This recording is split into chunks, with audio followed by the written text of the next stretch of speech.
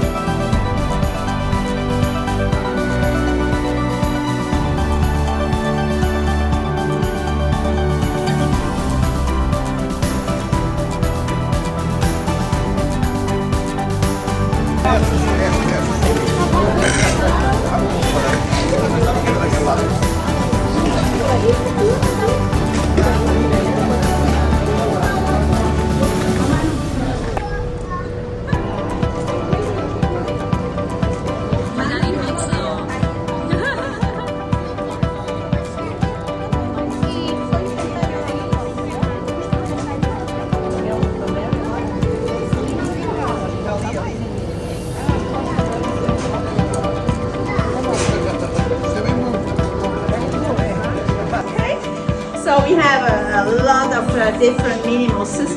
They're not good to take by plane to another place because they break.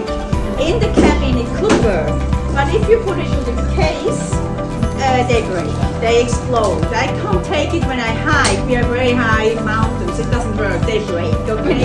So that's why you don't get it in each country. So you need to try it here, alright?